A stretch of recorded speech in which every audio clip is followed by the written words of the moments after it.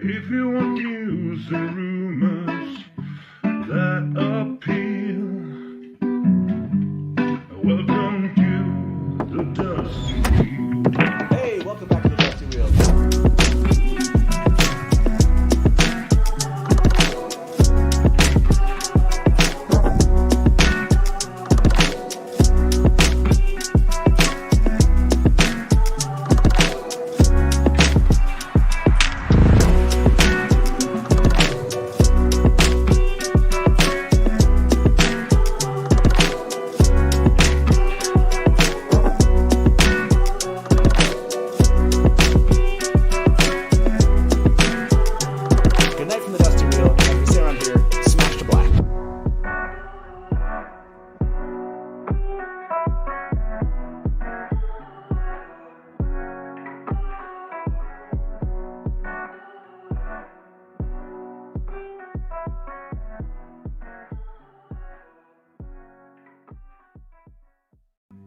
If you want news and rumors that appeal,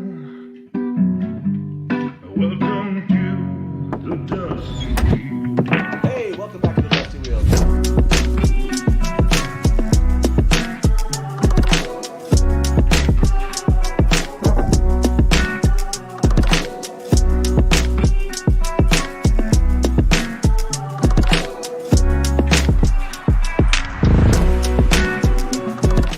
Hey, welcome back to the Dusty Wheel. I'm your host, the Innkeeper, and this is our live call-in talk show all about the Wheel of Time. Now, tonight we're talking about Wheel of Time news. Yeah, there's a ton of stuff that's been happening, from New York Comic-Con to apparently the Winespring Inn's been destroyed. I don't know. We're going to dive into that here shortly, but I did want to remind you about just a couple things that are actually coming up really soon. First of all, this little event's happening here in Salt Lake. The Salt Lake Comic-Con's happening September 16th through 18th, and the reason why I'm bringing that up is at the Comic-Con on Saturday at 6 p.m. Mountain, 8 p.m. Eastern, me, Omar from WoTSeries, and Lauren from Unraveling the Pattern will be doing a State of the Wheel of Time on Amazon Prime panel. So if you happen to be in the area, we'd love to have you stop in and say hi. That's a lot of fun. So yeah, that's right. We're going to have that happening at FanX. But the fun part, if you can't see that, obviously, because you're not here, my two guests, Omar and Lauren, will come back with me to the Dusty Wheel Inn that night on Saturday. So I'm thinking 10:30 p.m. Eastern. It's going to be a little bit of a late show, but they're going to be in the studio with me. It's going to be a lot of fun. We're going to talk about that experience and just talk about the news with these two gentlemen. So make sure you're here again Saturday night with us, back live. And like I said, if you're in Utah or happen to be at FanX, the comic convention in Salt Lake City, you can come say hi to us and be at that panel. So, okay, that's it. That's kind of the big news here at the Dusty Wheel. Now I want to introduce my guest tonight, who's going to break all the news down with me. Please help me welcome Corey Smith. Corey, welcome. How you doing tonight? Good. Thanks for having me. I appreciate you having me on. Absolutely. We've been talking about this for a long time, actually. I can't remember when. Corey is actually a writer for winteriscoming.net. And why don't you introduce kind of where you're at? So everyone knows in chat, how many of the books have you read? When did you start reading The Wheel of Time? Before we jump into our first theory breakdown and what's happened with the Winespring Inn, let them know about yourself a little bit. Yeah, so I just started last week, Path of Daggers. Nice. So about half. I think that's about halfway through the whole series. So I actually picked it up about a year ago over at WIC, over at Winter is Coming. We run a little fan tournament each year, and last year we included Wheel of Time characters in the tournament for the first time. Nice. And the fan reaction was so incredible. That was really one of the reasons I picked up the books. Was everybody was so responsive and so enthusiastic about our little silly tournament, all the Wheel of Time fans. So I thought I had to pick up the books, and of course we knew the Amazon show was coming out at that point, and right. So that's when I started reading it. So yeah, now I'm about halfway through. I haven't obviously been reading only Wheel of Time, but I alternate a book in between other books. So okay, so I know everyone loves to know this as fans, right? Because we're, I'll say here at the Dusty Wheel, we're a little bit steeped in the Wheel of Time. Like it's a thing. A little bit. So we enjoy the books, but we always want to know from new readers. And for those of you in chat that are watching this, just out of respect for our guests, no spoilers past A Crown of Swords, if we can. So keep those out of chat. Whether or not Corey's watching chat, let's just for in honor of our guest tonight. Now, Corey, what have you thought so far? Like, where does this hit in the pantheon of books you've read in this genre? Yeah, it's interesting because it feels, it's got the high obviously the high fantasy elements, and as I've been going through, and then my editor Dan Selke, I think he's about 3 books behind me.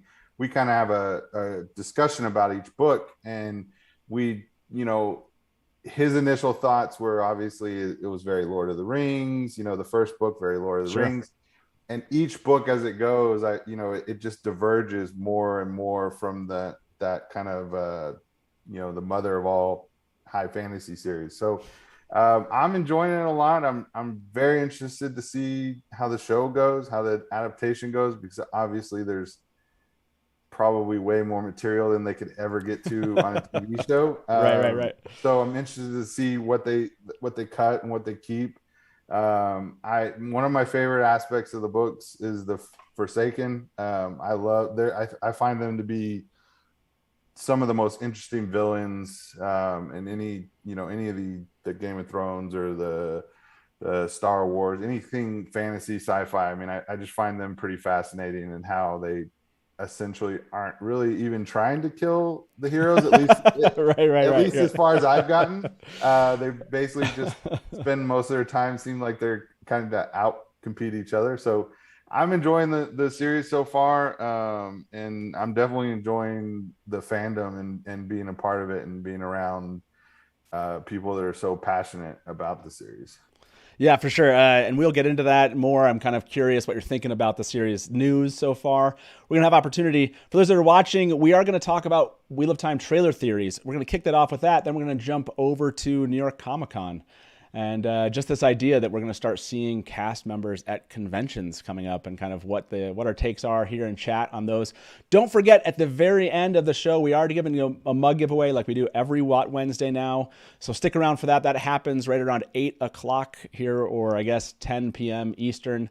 And then also we're doing a poll for the best punchline. If you were not watching today, The Wheel of Time on Amazon Prime, I can throw this up on the screen actually. They had this to say. It was a fun little interaction with fans. They said, 3 Taviran walk into a tavern.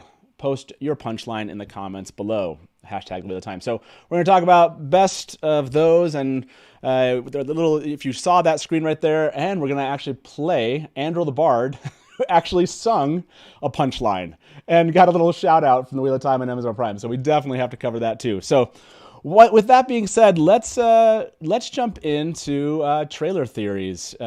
This one was some news that came out today. Let me show this. We'll take a step back on this one, because this was pointed out to me by WoTSeries. This was an article. I left the link in the link is actually in the description of the video. This was an article that came out on WoTSeries. And this was an image that a fan had taken, I think, or someone passing by where they had this set, and you can see what appears to be, or at the time maybe we didn't know exactly what this is, but now if you look at the tables, it looks like the images we see about Emond's Field. And then for those of you that are worried about spoilers, we're going to show you an image that the person took, I think, after the fact, after they'd left or they were done filming here. If you don't want to see any potential shots before the series, now is a good time to walk away. But this one was also reported in the WoTSeries.com article. And this shows kind of a more disheveled look to the village, if you will. This makes a lot of sense with some of the news we've had recently, when it comes to the teaser trailer and just recent drops. And let me show you what this looks like today. This image came out in Entertainment Weekly, and this is what had some fans. I love that Sarah Celtic Mist from WoTSeries was like, are we going to talk about this? And I said, yes, we have to talk about this. You see right here, obviously, that the inn is destroyed. It looks like it, but I wonder, and this is what I want to ask everybody, and I don't know, have you seen this image yet, Corey? Were you aware of this image?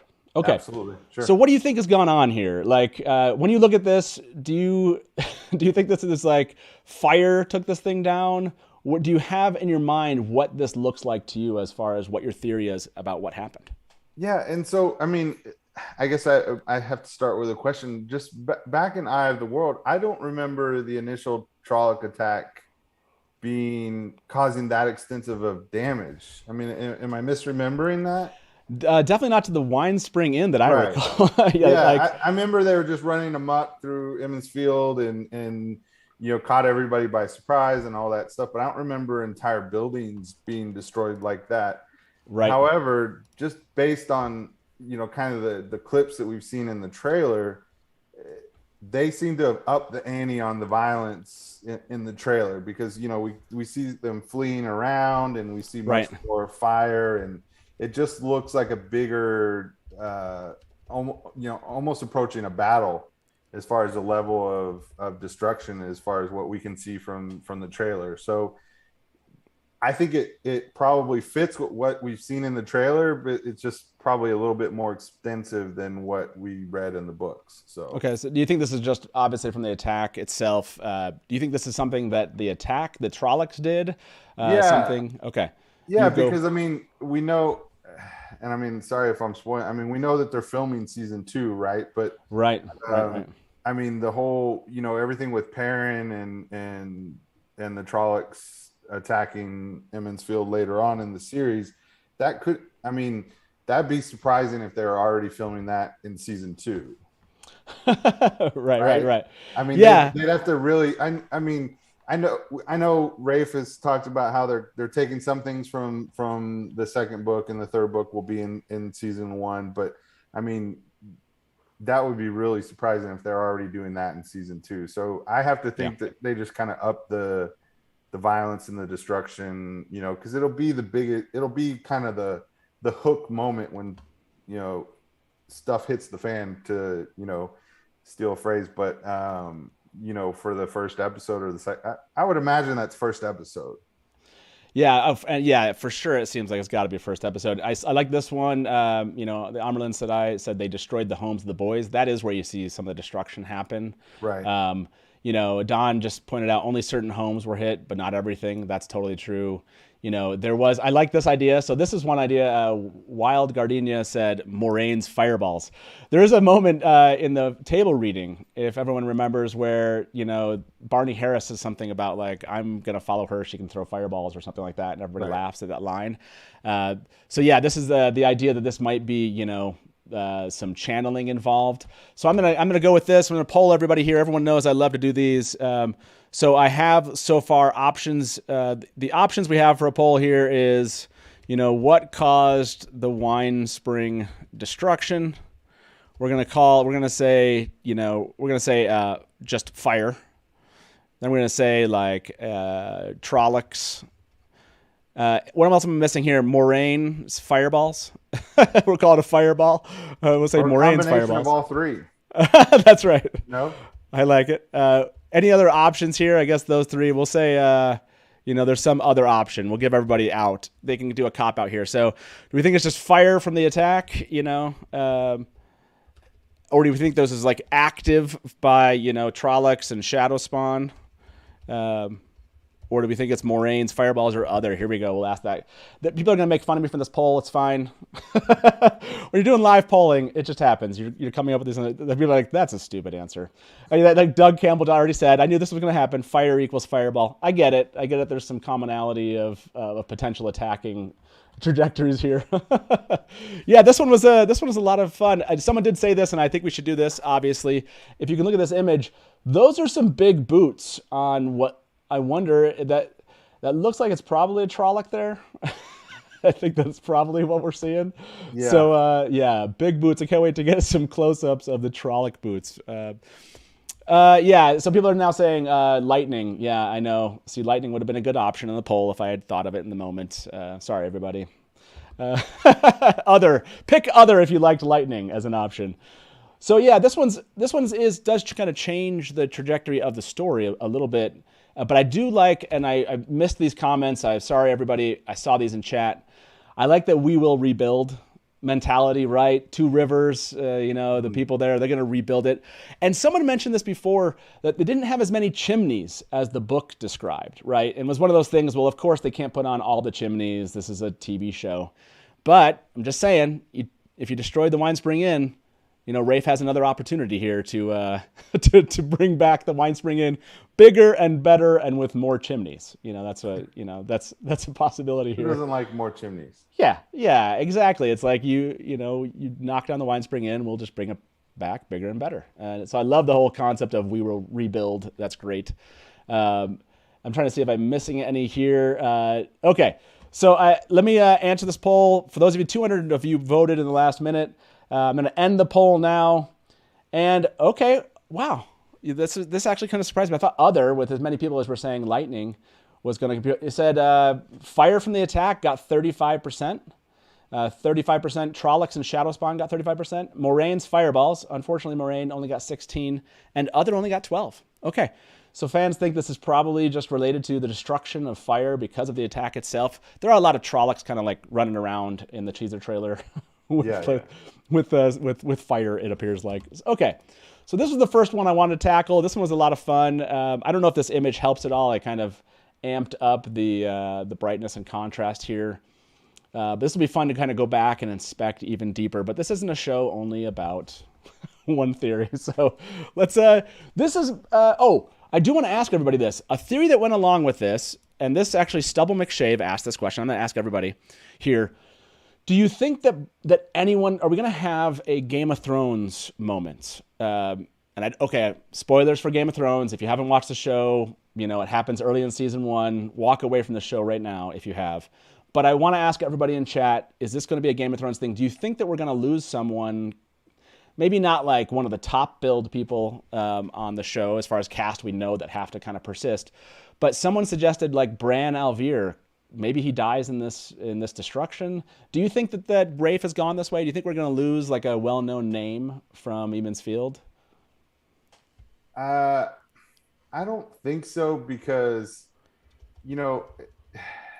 I think one, they're probably trying to avoid the Game of Thrones comparison. I think of course, anybody would love Game of Thrones success, but I don't think they want it to come off as any kind of copycat of Game of Thrones, right?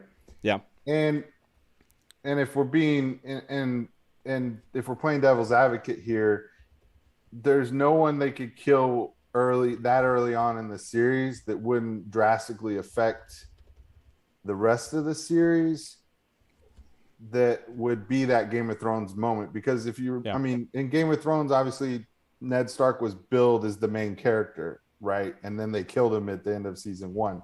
There's nobody that they could do that with on this show that wouldn't. You can't kill Moraine in the first season, right? You can't kill Lan. Right. You can't kill one of the Emond's Field 5. You can't kill any of them without drastically changing the series.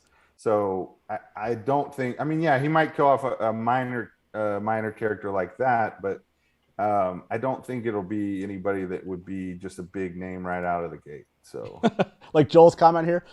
Rand dies, episode 1. We're all shocked. Yeah, that would be a problem. This is an option here. Sen Bui. Oh, man. Don't take out Sen. Come on. So everyone started pointing this out. Again, I crafted the poll here. Will at least one named Emond's Fielder from the books die during the attack? I guess technically Lila is a name from the books. But, yeah, so maybe you guys are working around that one. I could see them killing someone off like Sen Bui just because that... We'll be introduced to that character earlier in the episode, and it will be someone whose name, viewers know. Yeah. So I could see them killing off someone like Sin Bui. I mean, if he were to, yeah, he's a fun character, but he wouldn't really affect the storyline down the road if he were to, die in the first episode. So yeah, I could see someone like that, just not one of the main, characters. How dare you take out Sen Bui? Okay, so I like this comment. Thank you very much for the tip. Terry said, welcome Koala Sadai to the mod team. Yes. Let's take a moment. If you're in live chat, please welcome our new mod in live chat, Koala Sadai. She's awesome. So yeah, thank you very much for calling it out. And there's a lot of kill Sen Bui kind of mentality in chat right now. So people are onto something apparently with wanting to get rid of Sen Bui. So just about 200 of you voted in this poll. Will at least one named Emond's Fielder die from the books during the attacks? And the poll turned out to be almost 60%. So almost 60% of fans are kind of fans are kind of waiting that at least somebody will get offed here. So, okay, everybody, that was now this is another theory I had that came out of watching the teaser trailer. I mentioned this one last night. I don't know if you saw this one. I was kind of unblurring some things, or trying to. I don't think I did a very good job. It has to do with this image. I was looking to see if I could figure out, like, get more clarity of what kind of room they might be sitting in. And during the process here, obviously I started manipulating the image really harshly. And I noticed what looked to be kind of like skin color in kind of a facial area, potentially. And, you know, then I saw this. And it looked like, almost had the way I manipulated it, almost gave it kind of an eerie skeleton-like face in that section. So, and then I started seeing maybe something down, maybe by the arms, could be like a hand next to somebody, maybe seated. Am I seeing things here, Corey? Do you see anyone sitting behind Siobhan here in this image? Do you think that that's a person back there? So, I mean, I almost think it almost seems like, to me, the bottom part of the image, it looks more like a person almost crossing their arms, you know, sitting with their arms crossed in their lap, right? Right. That's it's kind of what I'm getting there on the bottom. And also it's very straight lines, right? So that kind of, again, shouts arms or, you know, hands to me. The top portion, I don't know, you know, by her ear, if that's someone's head, because the proportions don't seem to match quite as well. Like, there's no shoulders there. And I'm just noticing, you're right, kind of by her hair a little bit, maybe. I can't tell if that's just the way the image was manipulated a little bit. Because, again, this is heavily manipulated. People started focusing on Sophie Okonedo here on social media. I was like, this isn't, I just put anyone's face on here and give me Photoshop, and I'll make anyone's face look like this. But I could still see, you know, like I said, I mean, if their hands are kind of crossed and someone's sitting, you know, we think this is like a council shot or something like that. Their head could easily just be behind her head. So just because the top portion doesn't look like it, I mean, that doesn't rule out anything. The bottom, I think, would be more compelling evidence of someone sitting behind her. Yeah, and someone mentioned on social media that maybe that reflection was actually like a tower guard or something, and so that was that's metallic. It maybe seems thing like there. someone is in a pose, you know, like a guard would make sense, just kind of standing there, real stiff, and, you know, at attention or you know, whatever you want to call it. I could definitely see something like that, just a guard in the background, and the head is too far to the side for us to see. Yeah, it seems like there's something. And again, I didn't do a great job of unblurring anything. It just caught my attention as soon as I started manipulating it. And I was like, oh, I was so focused on the interaction between what looks to be Swan and Nynaeve here. Right. And had a theory about that interaction. Didn't even notice that there might be someone behind it. I like Malik said, they're just boots. Okay, so we're gonna like we do around here, we're gonna poll everybody on this. I'm looking up some options here in chat. Maybe it's hair, you know, is something. This one is one I've heard before. Could it be a chair? So, you know, that is an option too. I think we're going to go with like a chair, or like we'll say furniture, a tower guard. How about like a person? I guess a tower guard is a person. So that doesn't, maybe it's we'll just say person, chair. There's nothing there. How about that? Person, furniture, and nothing. Well, even though I tend to think that probably 90 or 95% of what we saw in the trailer came from episodes 1 and 2, I could also see, I mean, maybe this is when she's in Faldara later. Because you know, obviously Rafe has said that some stuff from season 2 will be in there. So even a little bit of stuff from book 2, and a little bit of even book 3 will be in there. So, I mean, obviously in book 2, in The Great Hunt, she goes to Faldara. So maybe that's her, you know, meeting up with, you know, whoever. And there's just a guard in the background. Obviously in Faldara, there's guards everywhere. So, dude, Corey, you're killing this theory thing. I love it. I love this Faldara thing, that because everyone keeps on saying we haven't gotten any. They didn't give us anything from after. A lot of this was like nothing from after episode 6 in the teaser trailer. People have been tracking the news that's come out. I love that they might have snuck this image in, or this moment, and we all think that it's maybe because we obviously see Tarvalon earlier. We see Right. her seated there Right. as the Amerlin. And so I love that this could actually be in Faldara. That's a great Yeah. theory. I have not heard that one yet. So, yeah, I can see this kind of dawning on some people in chat now, which I love. Yeah, this is like your original TV series theory. Do you like this kind of theorizing, the speculating about stuff like this? Is this I actually mean, fun for you? yeah, no, I mean, if you're not familiar, I mean, we had a Game of Thrones podcast, and Okay. obviously, during season 6, 7, and 8, there was long, incredible, almost 2 years in between seasons, a year and a half in between seasons. So we had to keep it going. So we got way into the weeds on this kind of thing. And yeah, I mean, theorizing, fan cast. I mean, we were fan casting, what ended up being like a guard in the background, so this kind of thing is very familiar to me. Good. Yeah. Well, I have to dig in a little bit about that podcast too, and talk to you about that here shortly. Okay, let's end this poll. By the way, this one, 170 some odd of you voted. Are you guys getting sick of polls? Is that what's happening? Okay, let's end this one. And this one, this one's split. Everyone's a little bit kind of neither here nor there on this one. It's 42%. I'll guess though a person. Just furniture is 30%. Neither is 26%. So. I love that. And I want to ask this one. This is your theory. We're going to call it Corey's theory here. Does this happen in Faldara? This is awesome. Okay. I mean, I will say if you're gonna blur something, it would be Faldara, right? Yeah. No, it's a great We question. already saw Tarvalon. We know that they're there. That's in the trailer. That's established. Faldara is not. So if you are gonna blur something, that would be, because there's no reason to necessarily blur another Aes Sedai behind her, right? It would be something that would identify that as Tarvalon. So that would kind of, if you want to support your own theory, that would definitely be another point, I would think. Yeah, I love it. I love this theory that this is a person potentially. That seemed to be where people were the majority of those options.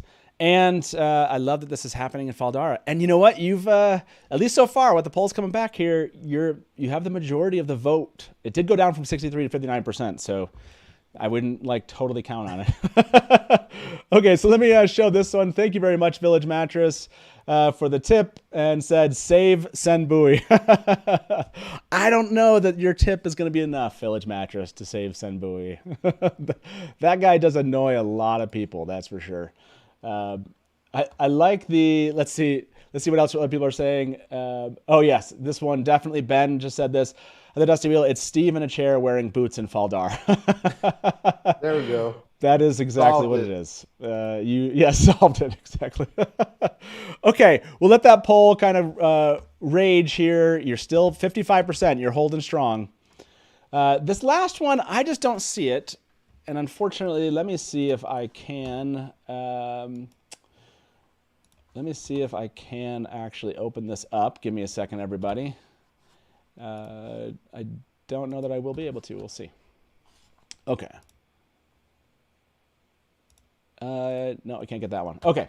So this last theory, and I'm not going to be able to zoom in on this particular image, just the way that I have the images set up today, unfortunately, and if I get back to it. Some people thought that they saw, and I tried to make this as clear as possible, some people thought that they might have seen Moraine in the back there holding an Angreal. And I tried to clear out this picture a lot. This is a rather large picture. I didn't see it. I got in a little bit closer, here, tried to kind of filter out some of the blurring. And in her hand, I just don't see anything in her hands that really says Angreal here. It would have been a nice touch, I think, her holding an Angreal, and clearly coming in what looks to be, maybe getting a shield back on Taim here would have been like a really cool thing and showing the Angreal in this moment. But I just don't see it. I don't know if anyone else. Corey, do you think that she's holding anything here? Sorry, I can't zoom in any closer for you just now, but I'll try to get that here shortly.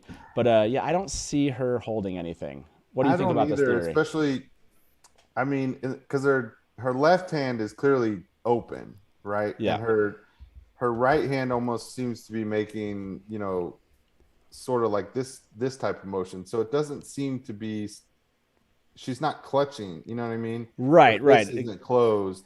Yeah. Both her hands are sort of open to a degree. So I don't know how she would be clutching one if both her hands are open like that.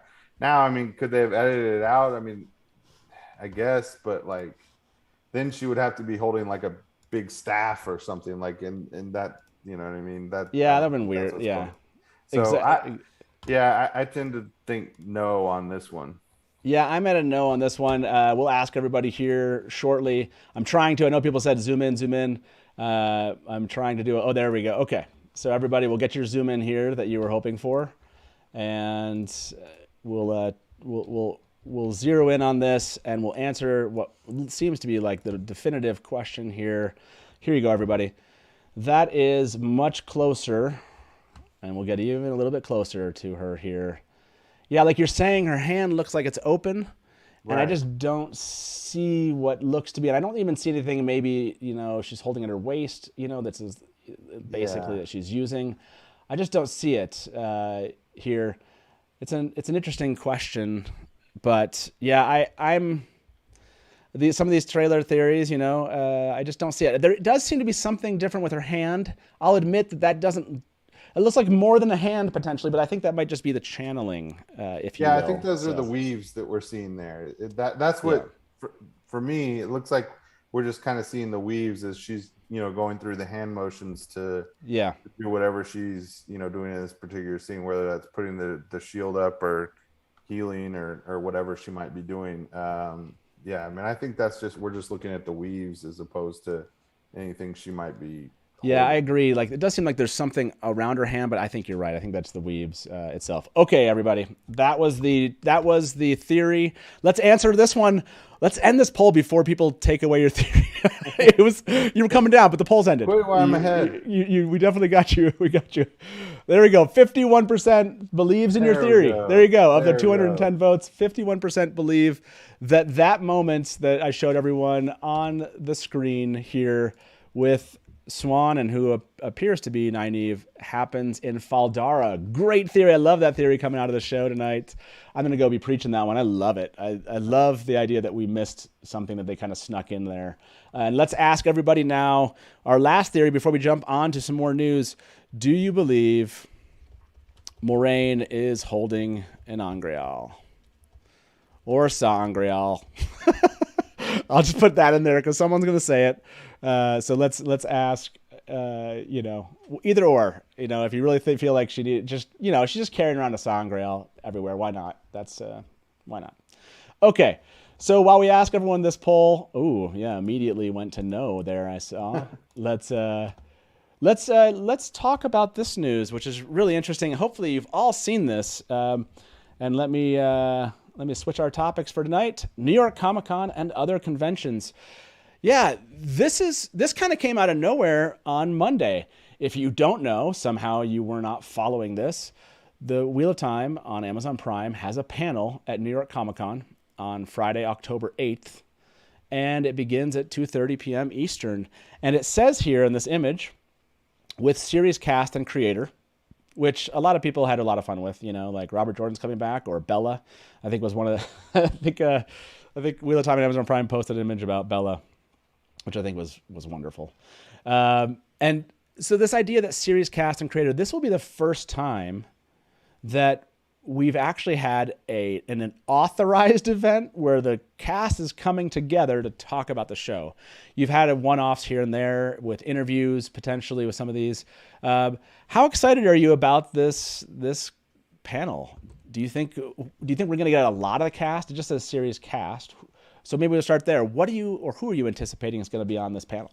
I mean, certainly Rosamund Pike, and when they say series creator, I'm fairly certain they mean Rafe Judkins. And then I think after that, I would imagine we're just looking at the Emmons Field 5. I mean, I think because at that point you're starting to get 6, 7, 8 people on the cast. Excuse me. So yeah, I mean, I think that would be a good chunk of cast members. I mean, maybe you might get Sophie Okonedo and maybe a couple of the other Aes Sedai, but I think for the most part, it's probably just going to be the Emmons Field 5. The only thing that Daniel Henney, Rachel Sedai. Daniel Henney. Yeah, there you go. Yeah. The only thing though is that, of course, they can just they could solve this with virtual appearances, because I think there's still the travel restrictions from Europe to. So there is, and a lot of people were wondering about that. And let me see if I can find that message here. But so I saw some questions come up. We'll answer those here. Thankfully, our good friends WoTSeries, they do a pretty good job of capturing this. And so let me see if I can scroll down to where they mention this about the panel coming up. I will find it. It's not that far down here. You're all very nice to just bear with me. Here we go. Okay. So this is what they posted. We've received confirmation that the Wheel of Time cast and crew participating in New York Comic Con will appear virtually. So, for those of you that are wondering, this will be, it seems like, a virtual panel, which does make, and it's interesting, is WoTSeries put cast and crew participating. So I don't know if that was kind of, I don't know. Now I need to ask. Now I want to ask. So, because it just says series cast, it doesn't say crew, and they include that. Anyways, virtually showing up. So it could technically be anyone, right? It doesn't have to just be those that can get there. So definitely Rafe. I would see, that makes sense, the Emmons Field 5. I'm seeing a lot of people just like Moraine, Lan, and the F5. Narg, people are asking for Narg on this. They did say the creator will be there. That's true. Now, Alvaro Morte, Alexander Viome, you could have them on there. Like, that would be, I think, really smart of them to put some of them. Michael McElhatton, I mean, I tend to, right. And I guess my next point was going to be, and Peter Franzen, I think, I think it'll stick mainly to people we saw in the trailer, right? Those are the people that got people excited about the series. So those are the faces that they wanted to put forward. So I think that's who we'll see. It could be basically anybody that we saw in the trailer. Anybody outside the trailer, I would tend to be pretty surprised, just because at these types of things, they show the clips of the cast members, a scene containing them or something like that. Hey, let's talk about what's going on in this scene, et cetera, et cetera. So, yeah. Oh, that's a good point. It would surprise me if it was anybody that wasn't in the trailer. Okay, and I do like that. And by the way, I think I missed somebody. I apologize. The counter tip on this: let Bowie burn. Hashtag. Geesh, a lot of love for and hate for Send Bowie, clearly. And sorry, there was somebody else there. I totally missed there. But Anthony, thank you very much. Appreciate that for that tip. That is a really good point, which is we're likely to only see somebody. I would agree with that. But I like what Joe Perry said here. Maybe Uda Brisewicz. I'm not sure if I pronounced her name.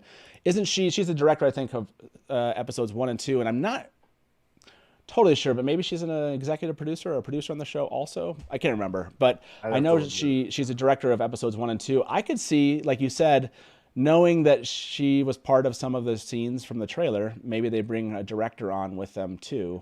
You definitely, I could see a director, coming on, someone who did, because generally on the TV shows, they do multiple episodes. Yeah. If whoever directed the first 2 episodes, I could see coming on, because again, I think they'll keep it.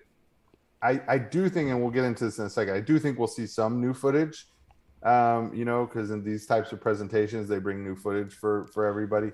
Yeah. But I do think it'll still be contained to mostly the first 2 episodes. I could see them bringing the director of the first 2 episodes, and then probably most of the Emmons Field 5, Daniel Henney, Peter Franzen, people like that. Yeah, for sure. And I think Joe just said Uda is an executive producer. I think that's what he was saying here. So I could see that happening too.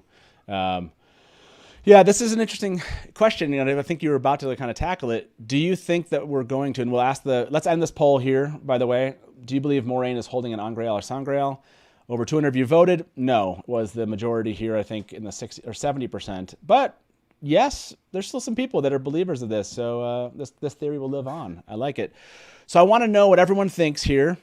Are we getting a trailer, longer, we'll say, will we get the next trailer before, during, or after Comic-Con? And when I mean after, I don't mean like 10 minutes after. And when I mean before, I don't mean 10 minutes before. During constitutes at least the 3 hour, whatever. We'll say during is the 12 hours before, after the Comic-Con. I mean before or after. So let me put these in here: before, during, and after. Then I want to hear your opinion. Do you think of these, where would you actually choose? What do you think? What do you think is going to happen with Comic-Con? Do you think that we'll get a trailer before it? Do you think we'll get it as part of it, or do you think this next trailer is coming maybe well after the Comic-Con? Well, so New York Comic-Con is essentially about a month before the show debuts. Maybe it was 5 weeks.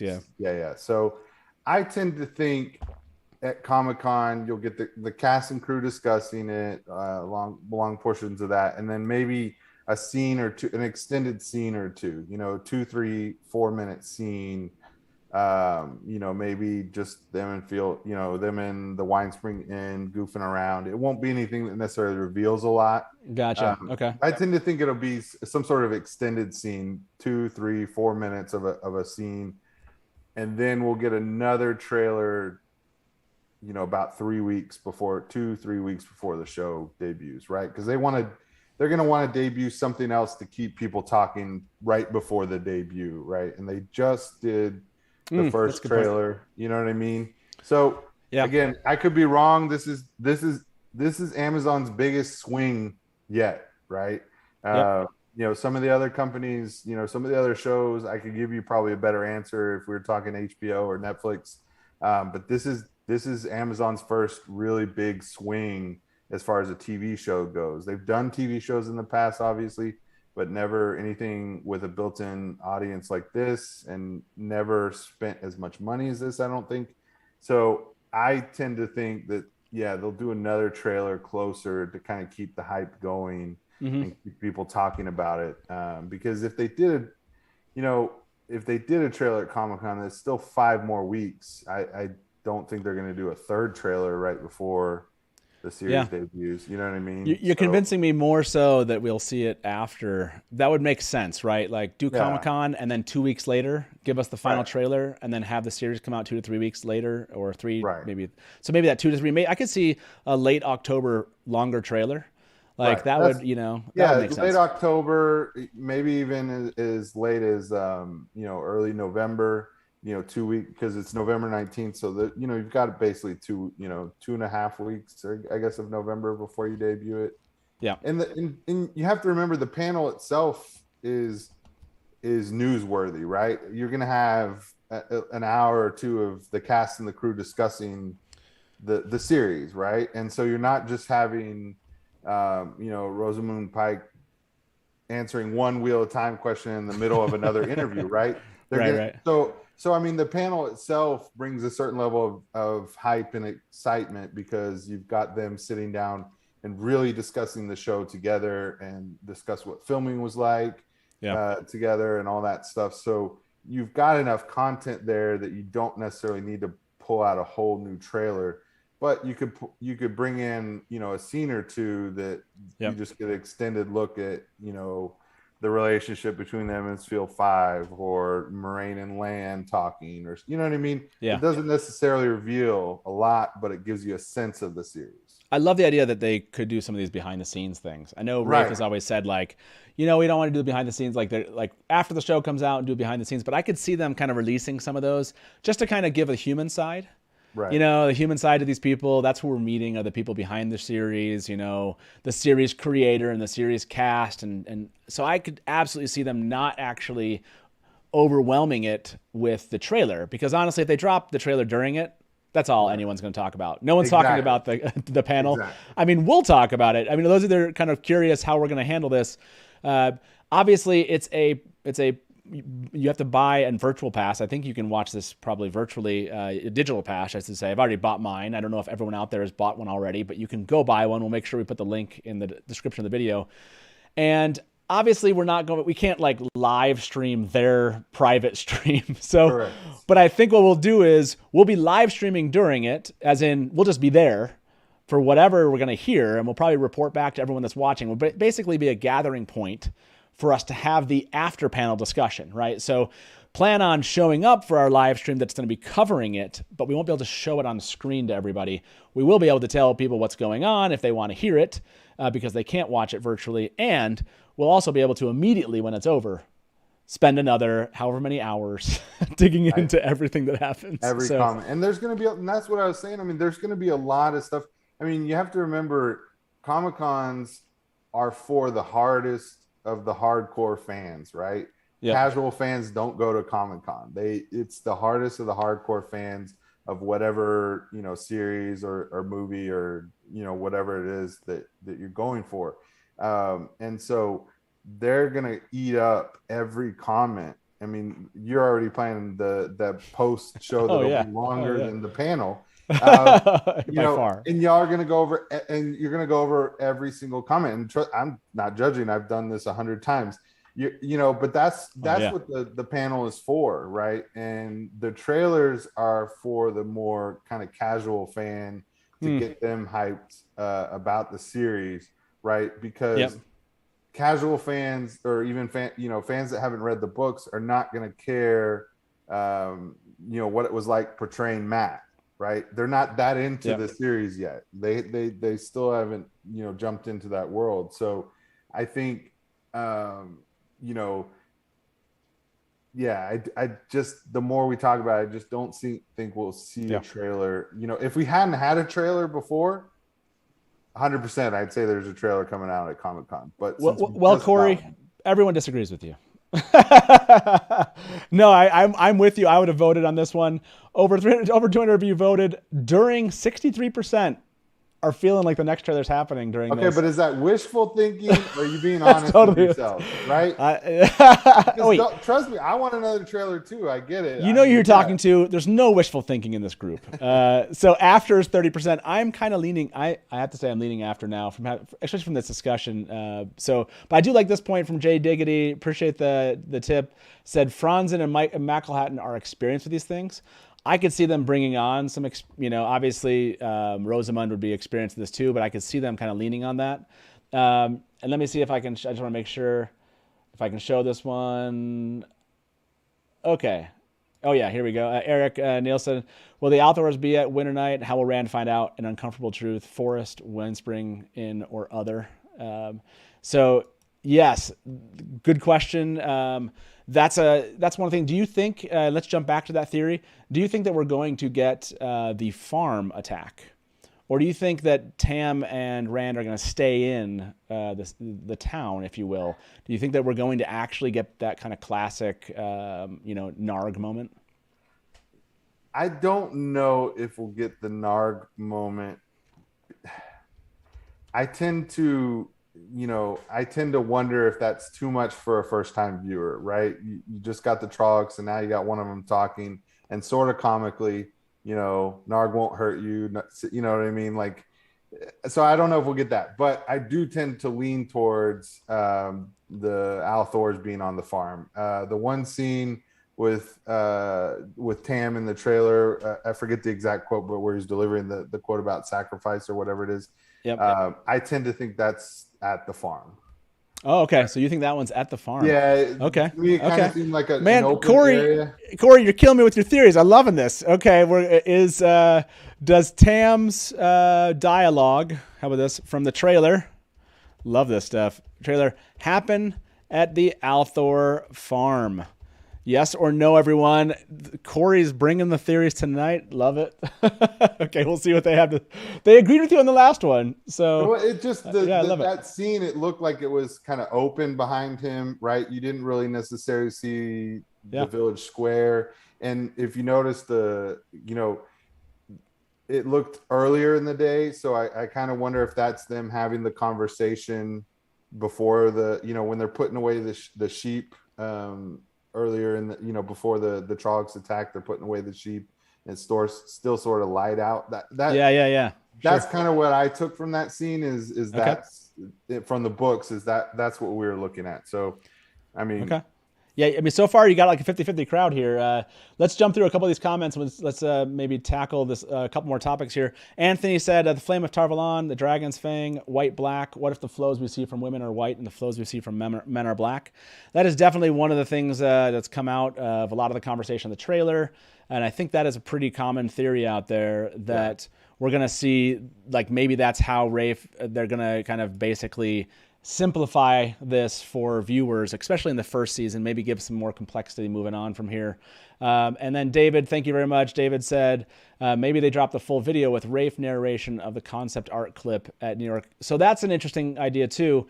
Maybe some of these first look things that they did early on in the year, or late last year, they're going to show more of that, just kind of where we got cuts of it before. I like that. That's a great comment here. Chat's flying. I can't show everybody's comments here.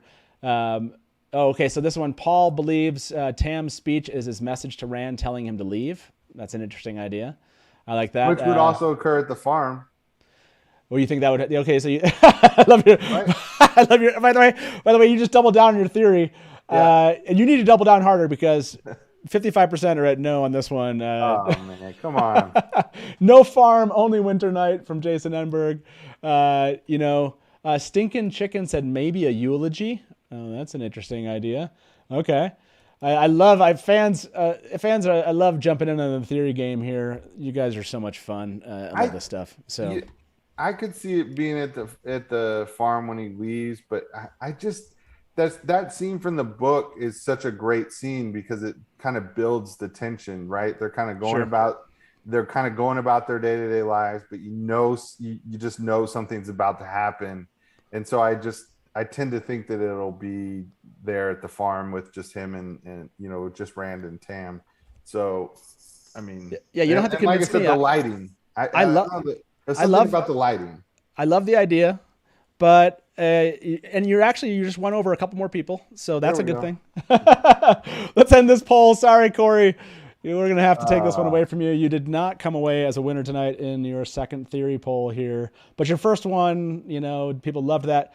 54% said no. I mean, you're close. It's not like you don't have a lot of believers. I love this idea. So, it's gonna be a lot of fun, I think, to go back and find out when these things are happening that we're seeing, in some of these, when we can actually piece these together. Although I think fans have done a really good job piecing together all of the news that we've gotten so far. Okay, so I wanted to jump on to this topic here.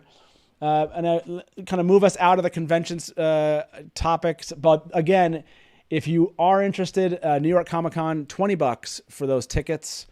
Just as a reminder, they are going to Comic Con here. Just so you saw this again, Friday, October 8th. If you can't be there or you're going to be there virtually, make sure to show up back here at the Dusty Wheel. We're going to be, like I said, covering it live, not showing you it because it's a private live stream, but covering the news live and immediately talking about it afterwards, and for as long as it takes. Honestly, it's a Friday, so we'll probably just take off that afternoon and have ourselves a good discussion. So, okay, let me show you this, and this is happening a lot more, and this is something near and dear to your heart, I'm sure. This article happened to be written by at the Den of Geek by Michael Ahr. And this one is it's titled Magic Hour, the Wheel of Time showrunner on how his elaborate high fantasy TV adaptation will enchant fans old and new. These are happening a lot more. I imagine Winners Coming.net. I see you guys writing all sorts of stuff all the time. This is, I'm assuming, going to just keep happening at a fever pitch at some point. I love this article. Michael, I made a tweet at Michael. He actually used magic channeling versus magic user, which as a fan, I really appreciated that. But some really great quotes. If you haven't read this article, the link is in the description. You should go read it. Some great quotes from Rafe about their intent for this series, why they chose the person they chose for Rand, And I love what they said here. Rafe said, let me get you a little bit closer, everybody. He said, Matt and Perrin are so much more than sidekick characters. Sometimes people felt like they didn't really fall in love with those characters until some of the later books, when they got to know them and got to see their point of view in the world. Hopefully in the show, right from the beginning, Marcus and Barney give such strong performances. They are part of the ensemble right up front. So, yeah, I love to hear stuff like that as a fan. But give us an idea, what is this like to be, for example, he got some quotes from Rafe. I don't know how this stuff works. Do you guys reach out and you're like, hey, we'd like to write an article about the Wheel of Time to Amazon or something, and then they send you some quotes? Do you actually typically get direct access, send along questions? How does that work? As much as you can tell us about the secret sauce, No, honestly, it works in all kinds of variety of ways. For instance, with Rafe, last year, before COVID hit, when they were going to be doing Comic-Con out in San Diego, we had reached out to Rafe via Twitter, and him and I spoke, and this is way before that was 18 months ago. Like, hey Rafe, love to sit down and have a chat. And he's like, yeah, great. As soon as we're going to start doing some promo stuff around Comic-Con, and then that's when I'll start doing some interviews. And then of course COVID hits, and everything in the world changes, and so we reach out via Twitter if they follow us. We reach out to their publicists, and we email, and just we let them know what we do, and et cetera, et cetera. Yeah, we reach out directly to Amazon. It just depends. A lot of places, it just depends one company to another. Peter Franzen, I've spoken to Peter Franzen again before about Vikings. Oh, cool. He's a fantastic guy. He's very, love that show. And he's very he is very, what do you call it? Intense about he takes it very seriously. You know what I mean? He's a fun interview.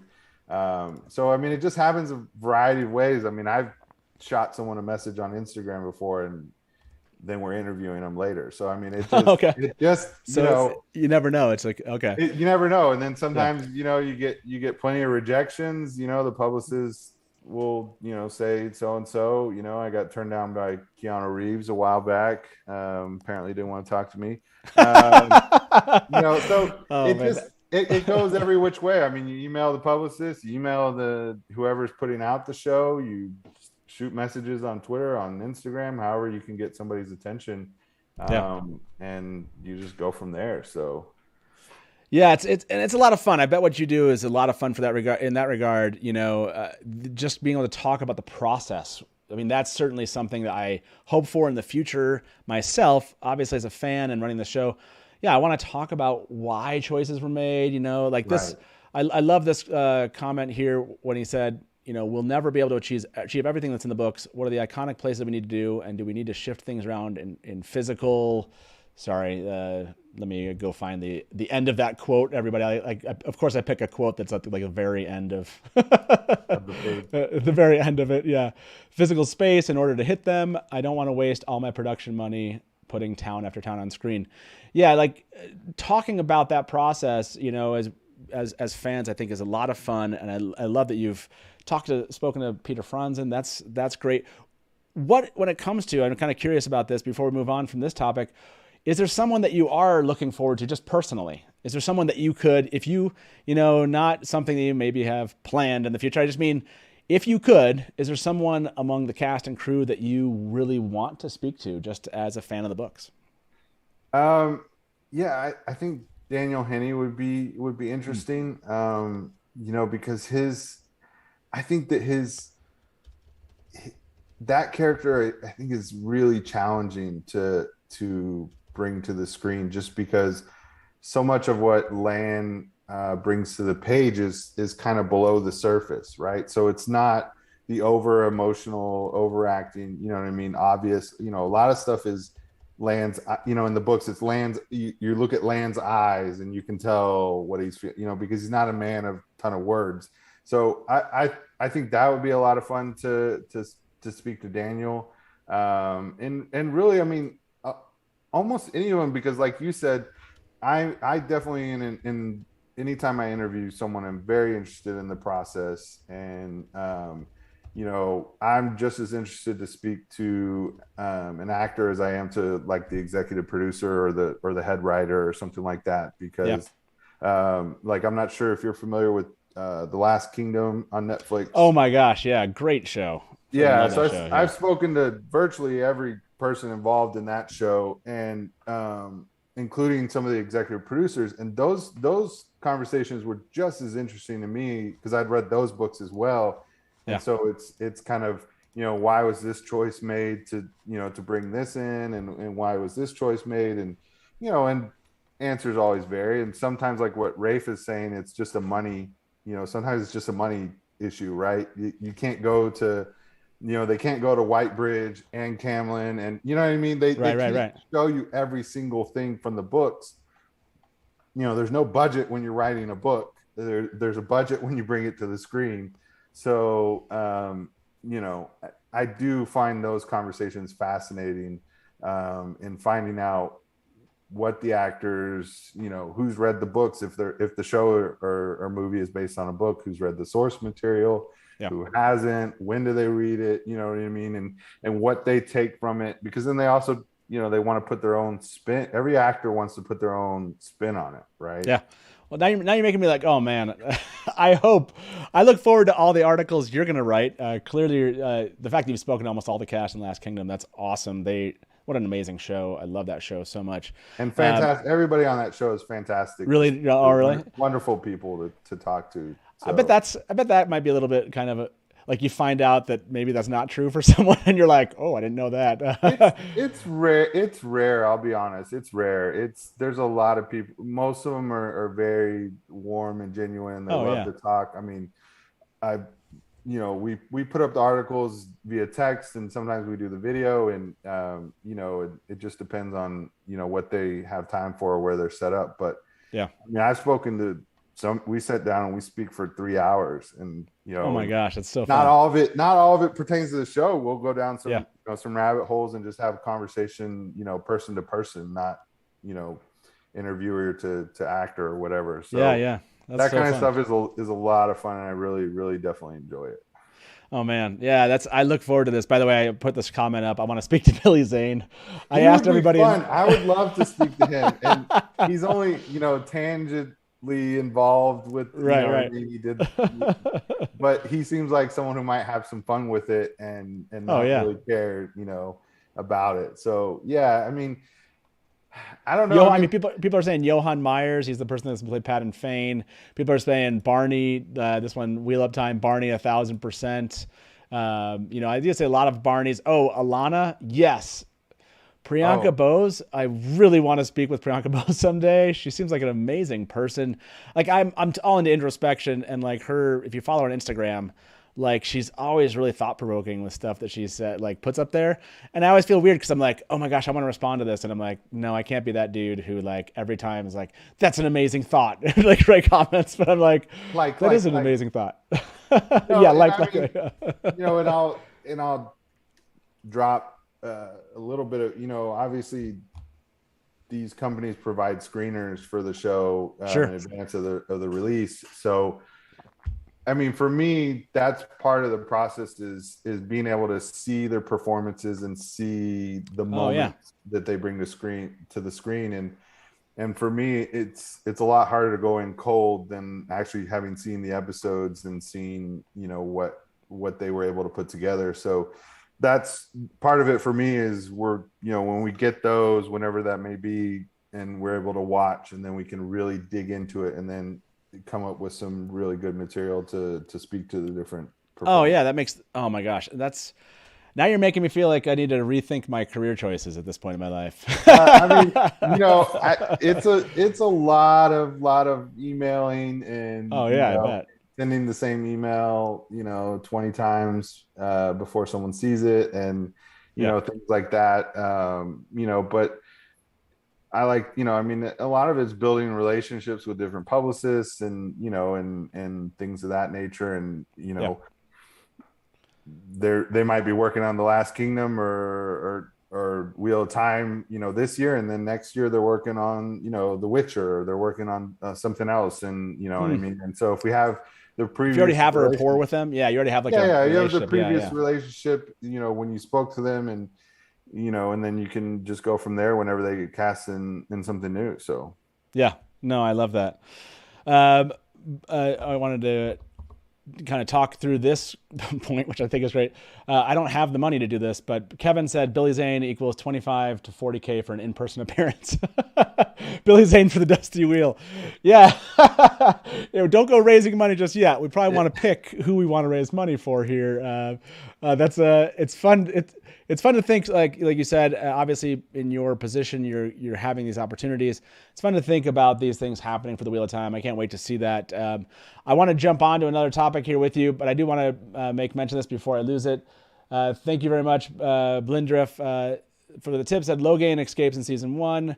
This is the theory. Gets captured by season 2 and then gets his Camelin parade on the way to Tarvalon. Rand can still see him from afar, and he gets gentled in season 2.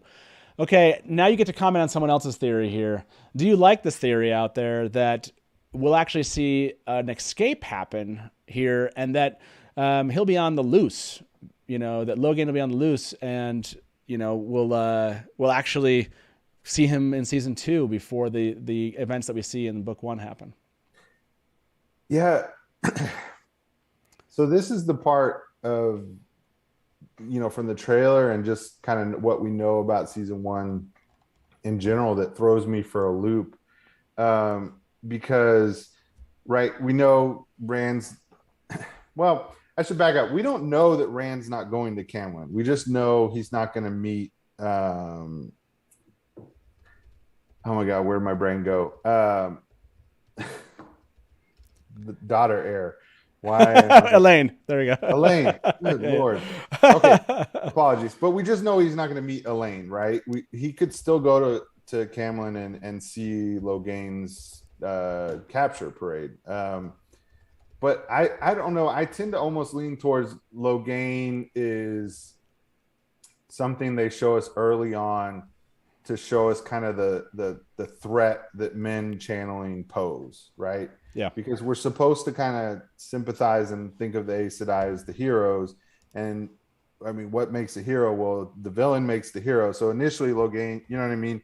So to me, Logain is kind of the lesson we learned early on, because we also know most of the characters that we've seen interacting with, as far as, that we've seen interacting with Logain, not all of them carry on later in the series, because obviously he takes a few of them out. So I tend to almost think that there's not that much Logain in season 1. Okay. We see him captured. And I mean, it's a cool moment when Rand sees Logain's capture parade, but it's not necessary to the series, right? Okay.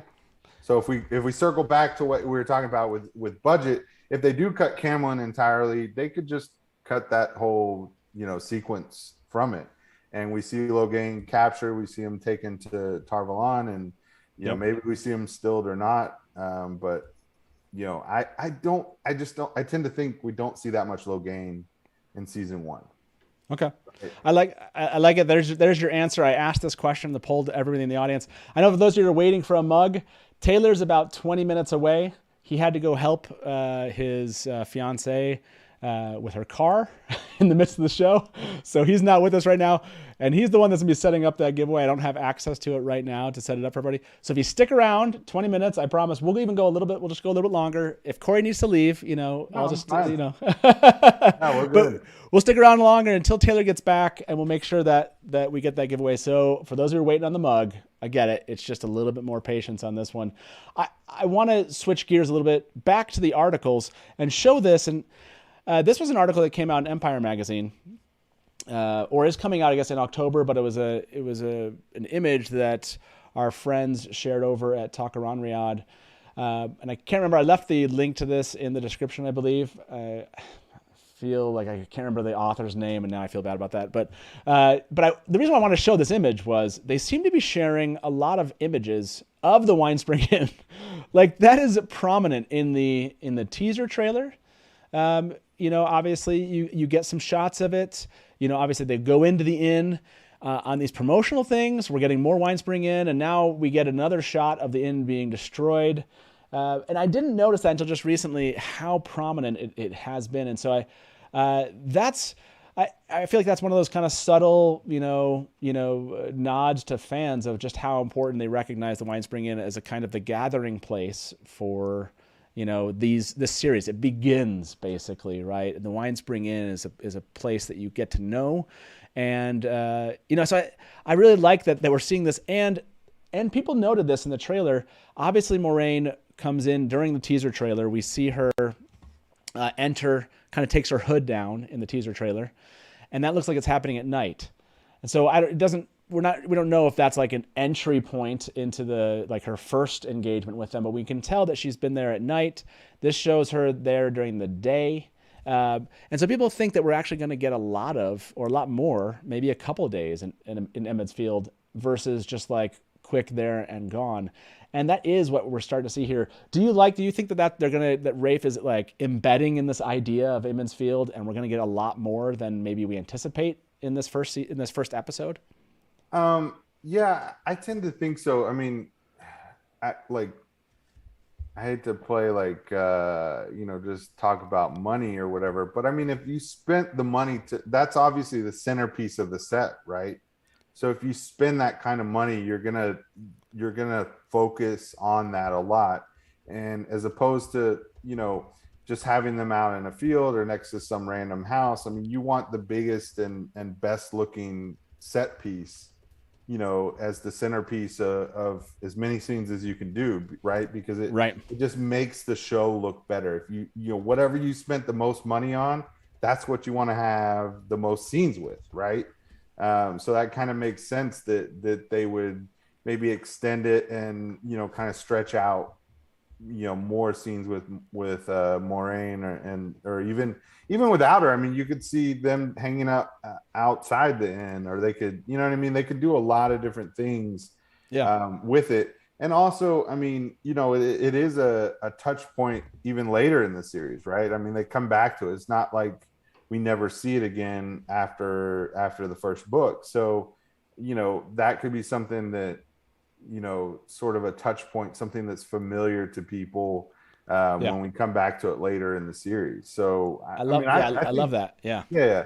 I think it definitely is something they're probably going to stretch it out a little bit and make it, because that's where they spent the money. Like I said, you don't want to just have Moraine and Lan out in a field somewhere talking, right? You want to have right.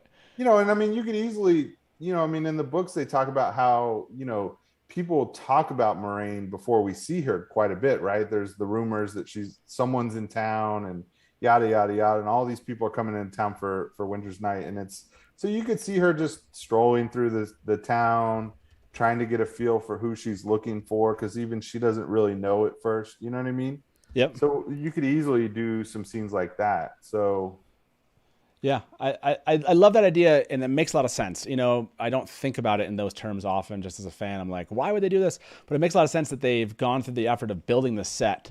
Of course, they're going to want us to spend time there. I like how Winter Lady in chat just said, like, it's our kind of what was it? That was our Game of Thrones moment, the Winespring Inn. Instead of maybe having someone die, seeing kind of some destruction happening to this building would be it's very impactful moment. Exactly. So I love that's the place where Rafe might have gone. Instead of necessarily taking out someone that we know really well, taking out a building that we as fans have really come to know.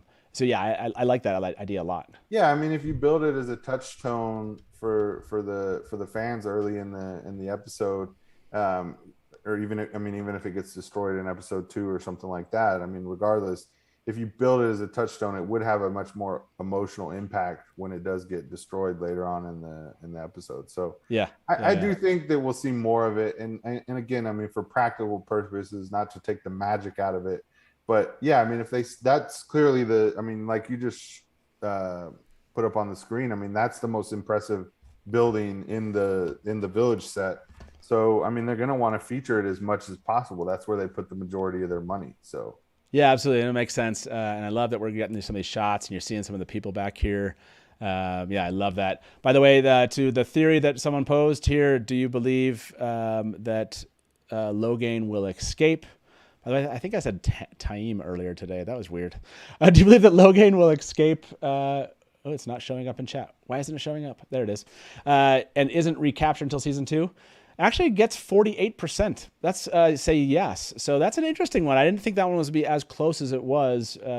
As it ended up being. So yeah, I love this idea. I want to, I want to highlight, sorry, I've missed this. Miss Sarah James, thank you very much for the tip, said, for a Billy Zane video by way of cameo, much more affordable than an event appearance fee. Ooh, that could be fun. Okay, I'll look into that, Miss Sarah James. I like the idea of looking into a cameo appearance for Billy Zane. What would we want Billy Zane to say?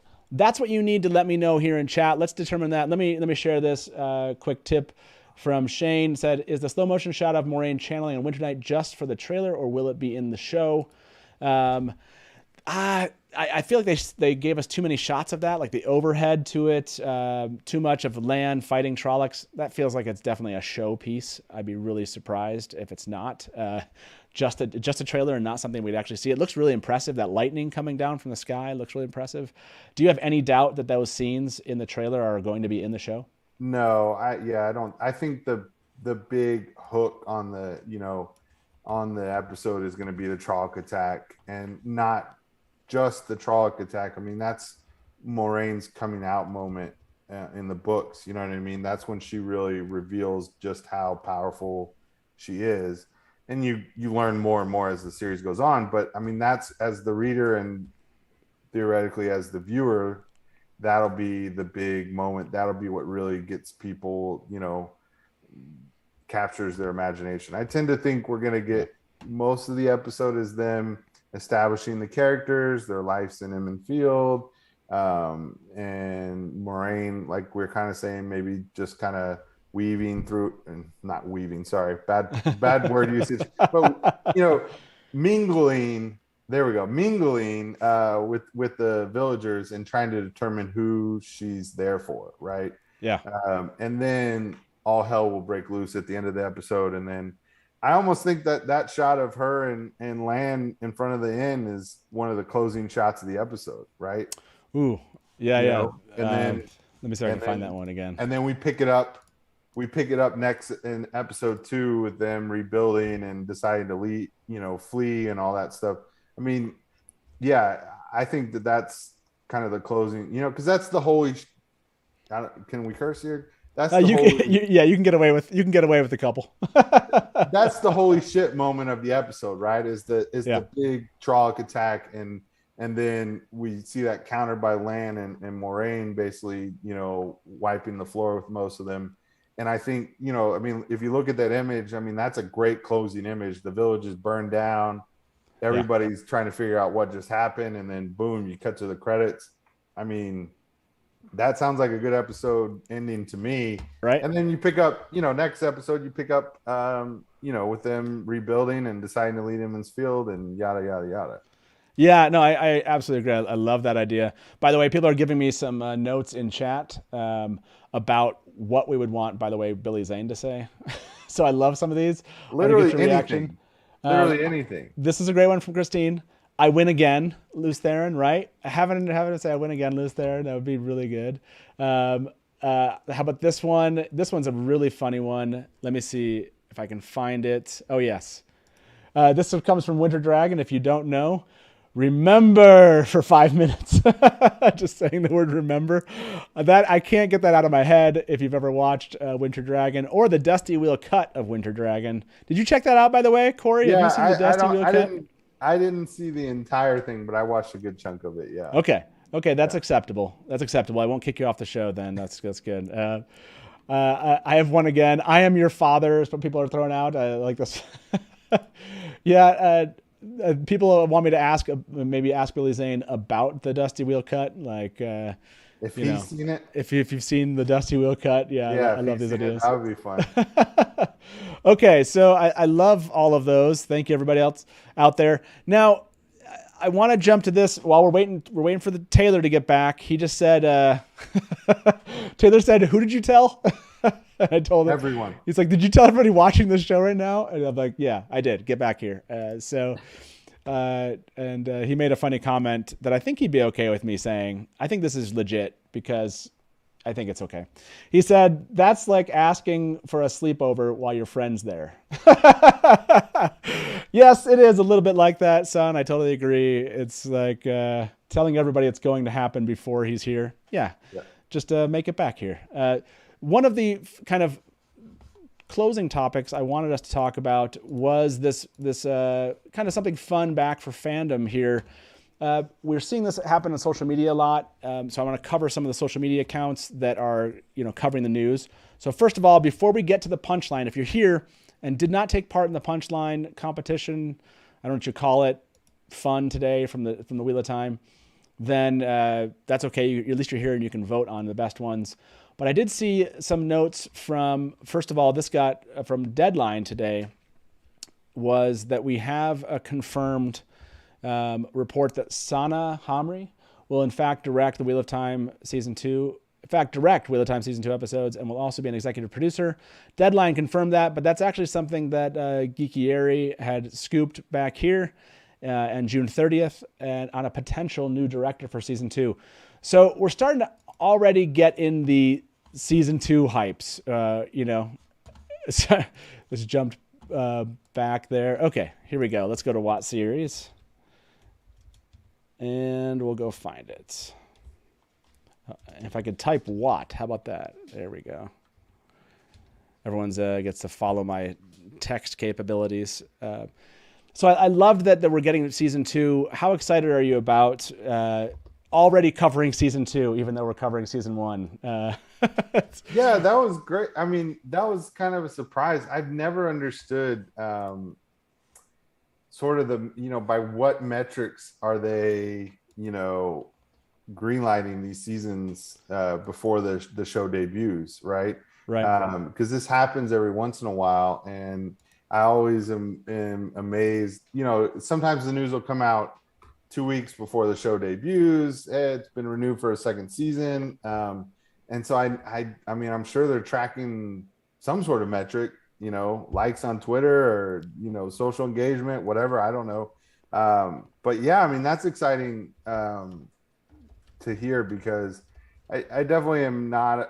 It is not a lot of fun to get invested into a TV series and then find out that it's getting canceled after one season. Oh yeah. So, oh my gosh. Yeah, that would have been that, and maybe that was really good of Amazon to do, because I think everyone would be talking about that, right? Are we not going to get a second? Everyone's going to be asking that question, and I'm kind of like, basically it would kind of pull down the excitement for Season 1 if everyone's just wondering if a Season 2 is coming. So hopefully, honestly, as a fan, I clearly want Season 1 to be really successful, and maybe they'll greenlight a Season 3 before Season 2's out, and they'll kind of keep that. I hope that they keep that tempo going.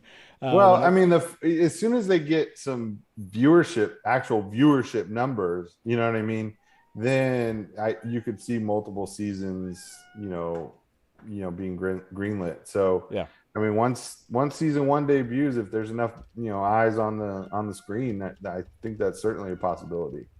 By the way, I had to throw this poll out to people. They said, "What a silly poll." I wondered if we had any dark friends here.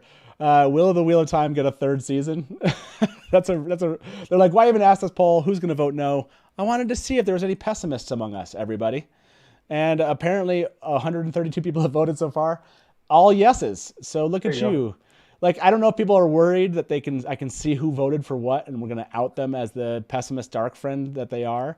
But I get it. I just, again, had to open it up to some pessimism. It's okay to be worried about getting a Season 3.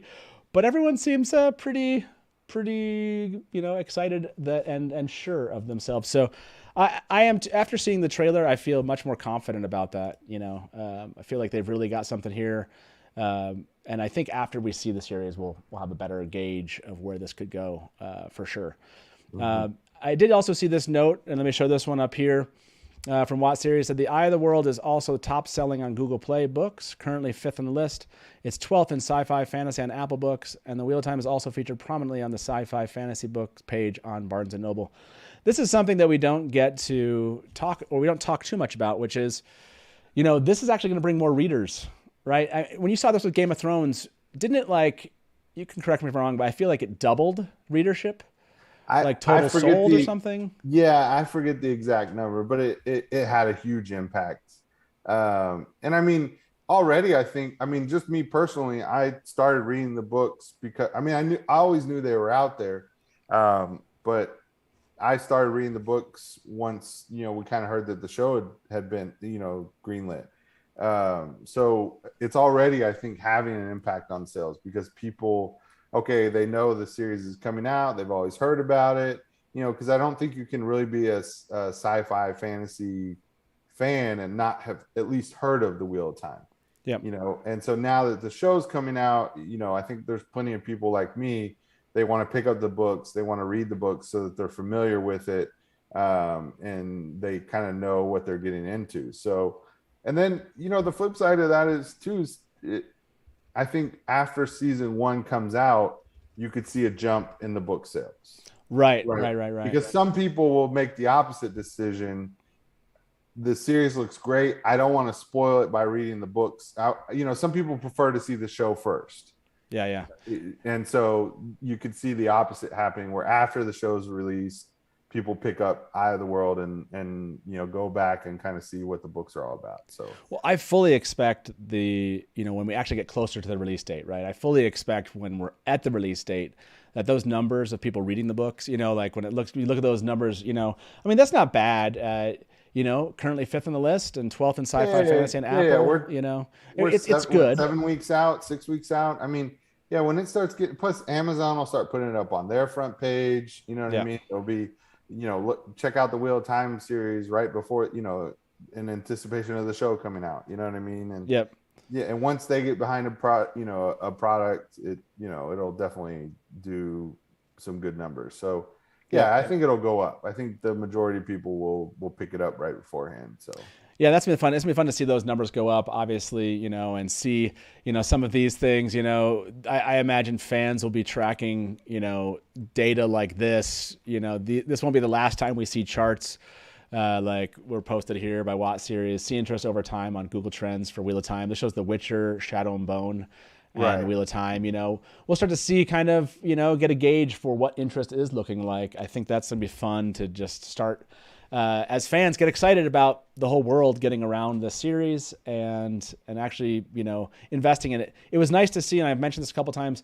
I think it was the Hindi trailer on this already had I think it went over 10 million before the one in the US that dropped just on the main account on YouTube. Right. So it's clear that there's some excitement internationally on this and not just kind of, a US or only phenomena potentially or Western world phenomena. So, I love that aspect of this. By the way, any dark friends among us? There, a couple. Look, that's okay. It's okay to be pessimistic. Statistically, there has to be. There has to at least be, a couple people that are, 1% of us, will the Wheel of Time get a 3rd season? No, right? 227 votes. So, that's a good gauge of where things are at, where the pulse is.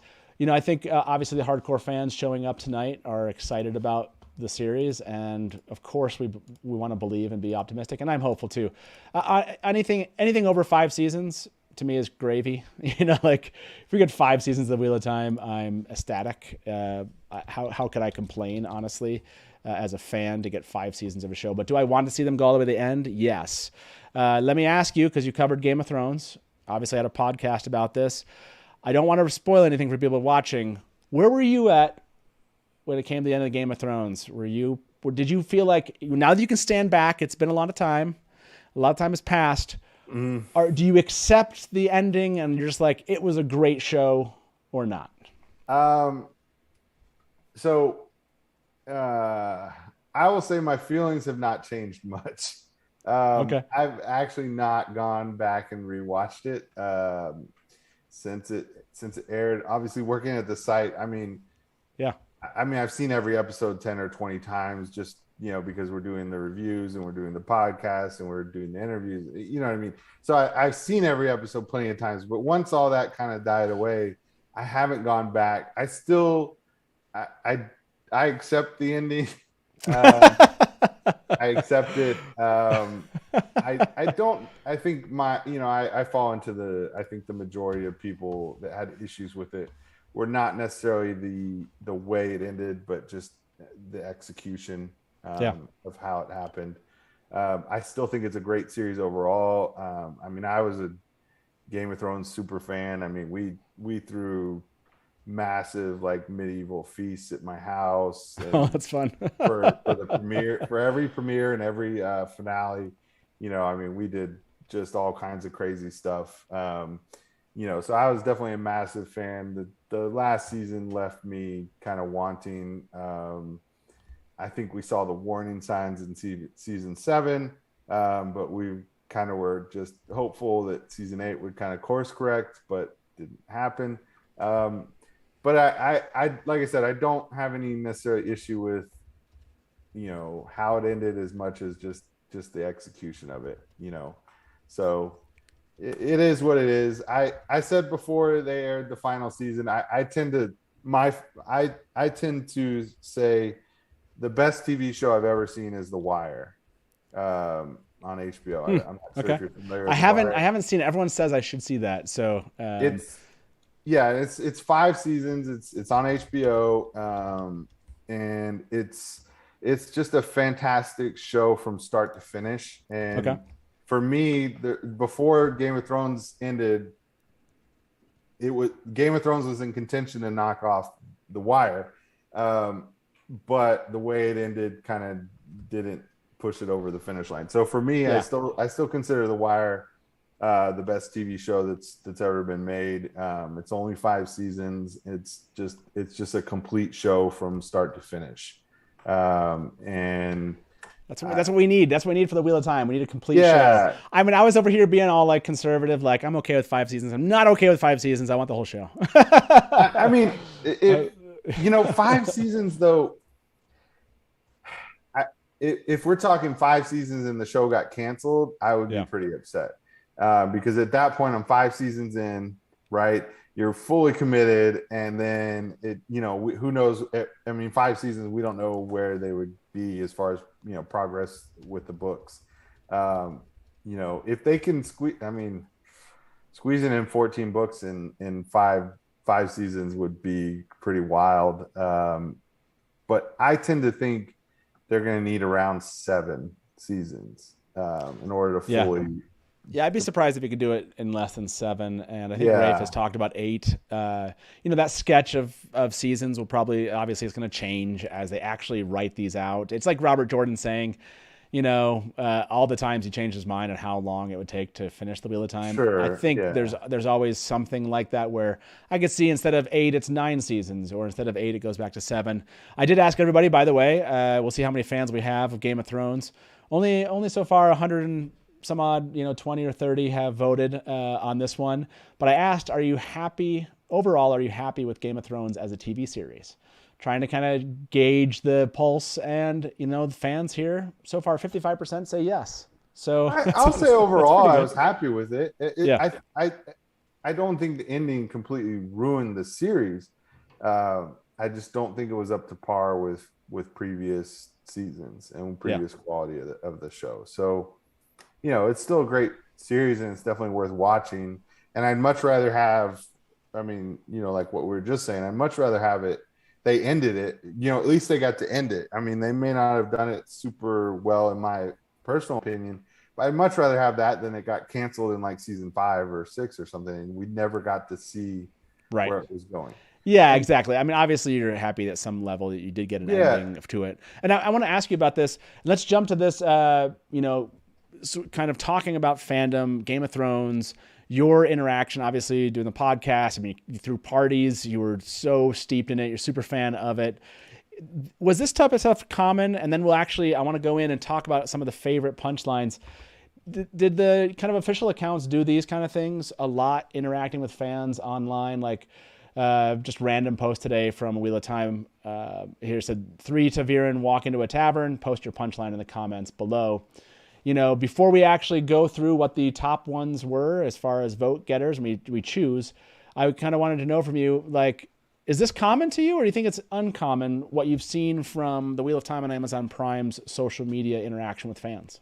I don't really remember. I mean, with Game of Thrones, there certainly was a lot of promotion, but I don't know that there was a lot of interaction, if that makes sense. So, yeah. Their stuff tended to be, a promo video or, an image or whatever, but not necessarily interacting with the fans. So I will definitely give Amazon and the official Wheel of Time, social media accounts really, huge props, because they seem to be very big on interacting with the fans and interacting with the fans as fans themselves. I'll also say, right.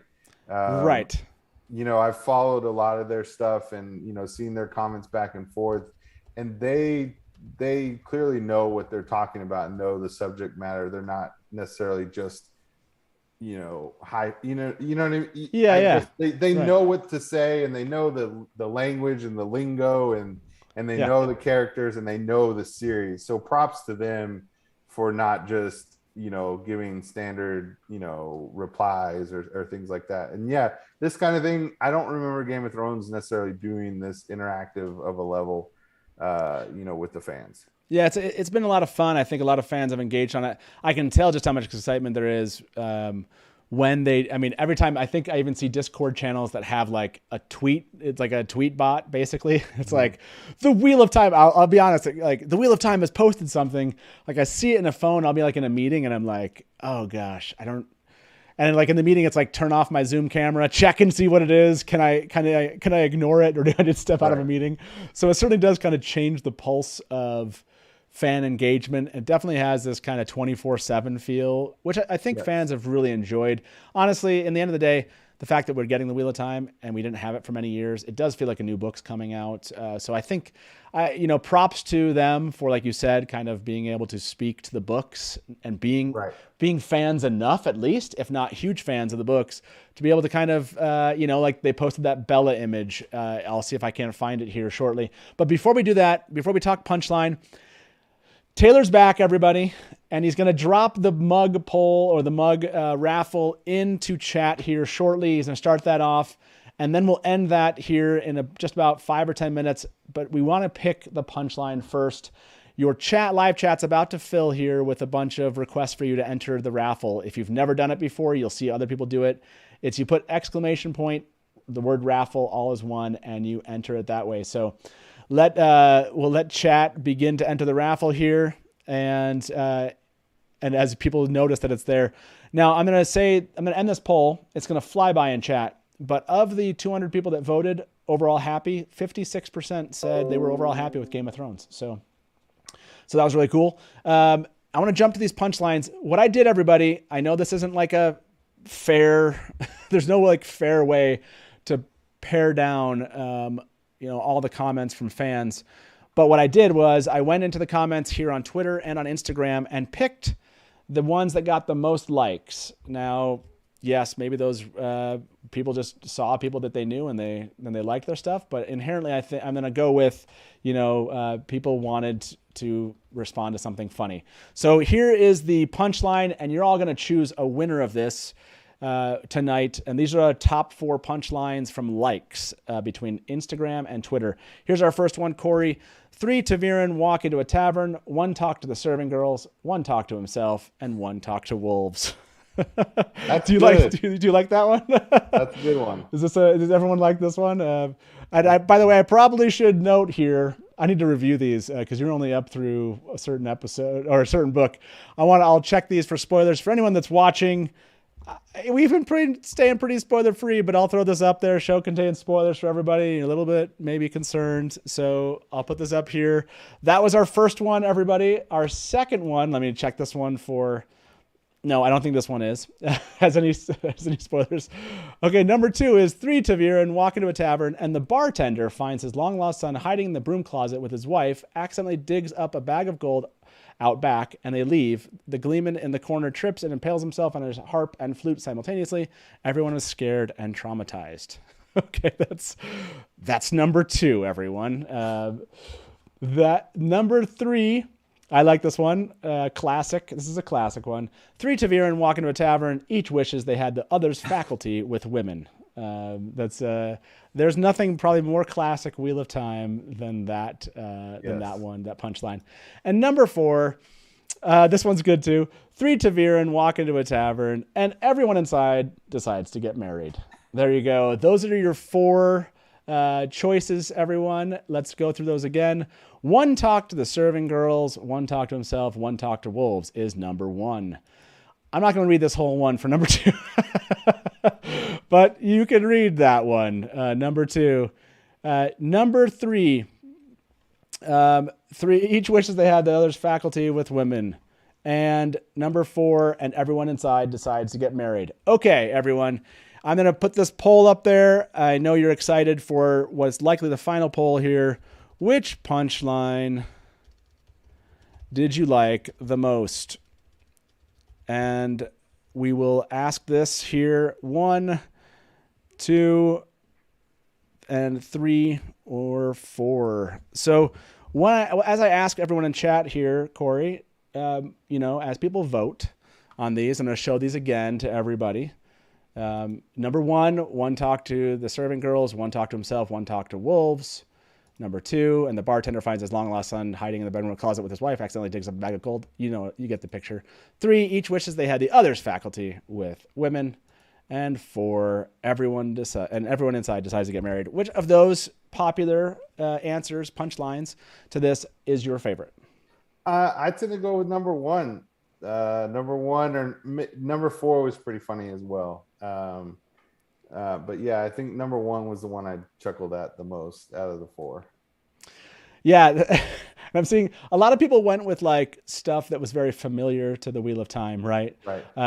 And probably some of the funniest ones are probably these one-off ones that no one read.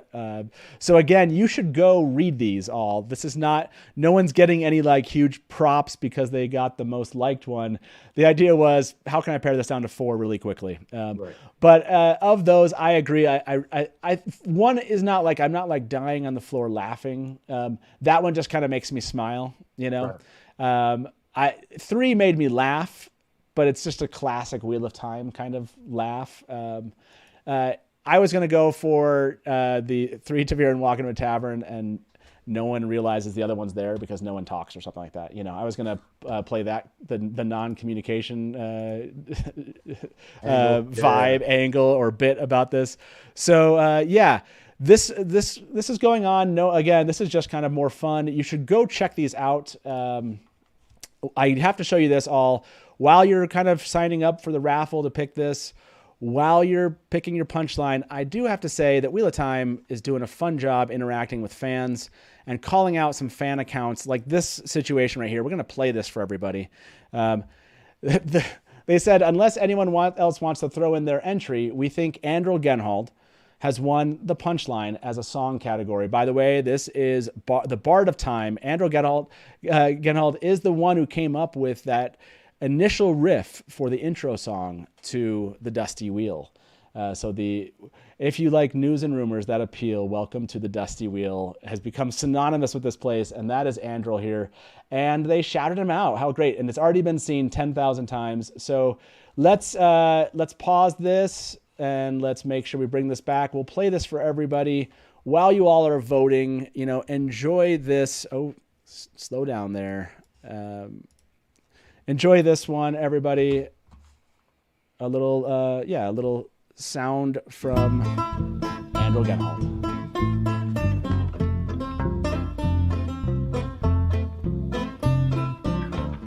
Three Taviran walking to a bar. Still at home, haven't gotten very far. Have you heard this one say stop about a rooster in a top? In a tree a man would climb.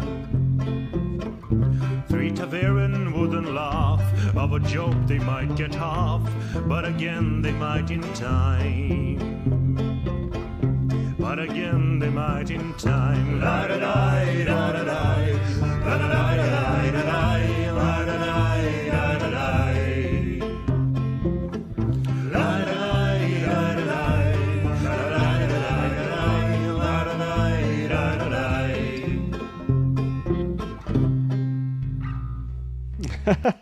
I needed some clapping there, like, there we go. All right. Yeah.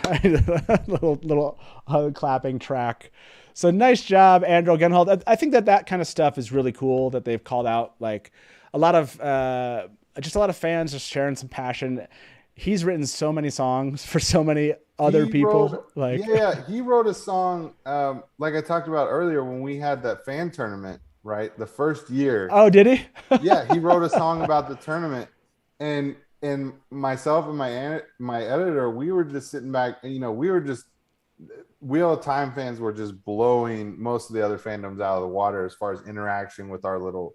If we call it's a little fan. It's basically a massive riff on March Madness, and we put characters from all different fandoms: Star Trek, the MCU, Game of Thrones. Any kind of fantasy sci-fi series, we put a couple of the characters in there, and then basically just vote on your favorite each round until someone wins. But when we added in Wheel of Time, we were just blown away by Wheel of Time fans, because all these Wheel of Time accounts were talking about the tournament, and Rafe retweeted it, and yeah, that's right. A couple of the actors, and Andral did a song, and we were like, someone made a song about our tournament. It was the craziest thing. So I love Wheel of Time fans because they are clearly just incredibly passionate about the series, and Andral is a credit to them. Yeah, he's a perfect example of that. Like I said, it was so random that he's like, hey, I wrote this riff for your show, and then we listened to it. We're like, if you like news and rumors, and we're like, that appeal. I was not expecting that. Welcome to the Dusty Wheel, and it was like, yeah, this is going to be this is how we're going to start our show. He actually wrote, they had a Walkcastathon. It was when Wheel of Time, all the podcasts, YouTube channels and everything get together for a 24/hour straight, YouTube show, all talking about the Wheel of Time, and it's for charity. Raised $12,000 just this last one they did, and he wrote a song that they played if you raised a certain amount of money during your hour. Then they would play this song. It was so much fun. Oh my gosh! So if you have not or subscribed, go follow Andrew Genhold, the Bard of Time, on Twitter. He's amazing. Okay, everybody, it is coming that time to end. We're going to let this good gentleman, Corey, get back to his life. I want to end this poll. The punchline that won was number one. Took in 61% of those votes. And now is the time, I think. Here we go. Let's pick our winner. I know you've all just stuck around only for the mug. That's what is your chance for the mug. That's what you wanted. So Taylor, go ahead and pick the winner of the mug raffle. Congratulations and good luck, everybody. Let's see who this is for. I always get this after everyone sees it in chat. They hear me get excited. They hear us. Ice Pepper Aja has won the Dusty Wheel mug. Congratulations, Ice Pepper Aja. I love the name. Let me see if I can find that comment and post it here on I think I can. Here we go. There we go. Ice Pepper Aja has won. Congratulations, Ice Pepper Aja. You please do reach out to us on social media, on Discord. Hopefully you're here. Ice Pepper Aja here said, oh snap, cool. Please jump on Discord after this. Let us know that you're here and that you again, just reach out. Just ask people over on Discord, or you can reach out to me on Twitter or Facebook, but Discord's a great place. The link is in the description. Congratulations to Ice Pepper Aja for winning this one. Nice job. Okay, that is it, everybody. Sorry, go ahead, Taylor. You need to do something? Yeah. Go for it. But yes, congratulations again. Corey, thank you so much. If people want to follow what you're doing at winteriscoming.net, what's the best place for them to do that? Is it on Twitter? Where do you recommend people get in contact with you, or just follow the work you're doing? Yeah, so my personal Twitter Twitter handle is at Courtside Corey. That is, I usually retweet most of the stuff that I do. I tend to do mostly reviews and interviews and things like that right now. The Wick Twitter account is at WickNet, WIC.net. And that, the site itself covers, everything from, the DC universe to Wheel of Time to The Witcher.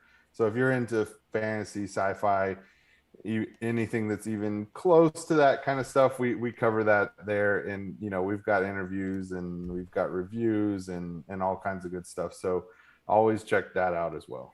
Yeah, please do. Corey, this has been awesome. Thank you so much for jumping on. I mean, we've talked about doing this so many times. Yeah, it's been a lot of fun. I honestly, I got so engrossed in our conversation, I forgot to open the call lines. So we just did 2 hours, and I was like, oh yeah, shoot. We are a live call and talk show, everybody. We just forgot to incorporate calls tonight. So I apologize for those that were like, shoot, I wanted to say something. We'll make sure we open those. And I also want to mention this. I don't know if, let me see. Oh yes, The Ringed Serpent, a study of the Wheel of Time. This is a new channel, I believe, on YouTube. Definitely on Twitter. You got to go check out Chantel Harry. The Ringed Serpent will be with us here at the Dusty Wheel. Think in about a week or two, we'll have the Ringed Serpent as a guest. But yes, that's something coming up. Just as a reminder, this Saturday, again, FanX. Remember, that's coming. FanX, and then that night after the panel, Omar and Lauren will be my guests in our studio. It's going to be a lot of fun. You can see what Taylor has been up to. Like I said, he did some of his work recently that you've seen, but you haven't seen all of it. It's a lot of fun. We actually bought a device for that to go along with that show on Saturday. So please be back here. We probably won't do a Sunday show because we're doing a Saturday night show. So just expect Saturday night and then back here on What Wednesday. Final shout out here. Laura, thank you very much for your tip. Missed this earlier. Just appreciate the tip. Thank you very much. Okay, Corey, that's it. Thank you, everybody. If you want, you can continue this conversation. And you can continue that over on Discord. I know a lot of the fans here in chat jump over to Discord and just keep talking about the Wheel of Time afterwards. So please catch us over there. I'm sure the admins will throw that link here in chat. That's it. I think that's our final note. Make sure you go follow Corey, like you said, over on Twitter. And appreciate it. Thanks, everybody, for being here. Absolutely. As we say around here, good night from the Dusty Wheel and smash to black. Welcome to the Dusty Wheel. Hey, welcome back to the Dusty Wheel. You went right to kill it. Look at you. You're all ready. You're just done. I mean, this is like, this is one really of the well. biggest scenes. And now I'm like, great, my turn. And if you don't like that, you want to say, well, Robert Jordan could have made the two rivers all white. He could have, but he didn't. So, Just complimented me on my dress, and as you can clearly see, I'm Sad. I see I like Comey that. as something along the lines of a Shada Haran analog. it does make sense why it outlasted the breaking. Yeah. See, this is why I have Therese in the show, because she's going to correct everything that Hey everybody, welcome to the Dusty Wheel Show. What? Meme Off Challenge. Yay! Like baby face mounted on like a huge body. So like all This of is a not sudden, just it's like, a traditional fantasy, right? There are sci-fi And elements. just a for moment those that are ago, kind of interested. Rafe tweeted something. So let me get my guests in here with me. And Probably, I would say, put in 70, 80% of the work.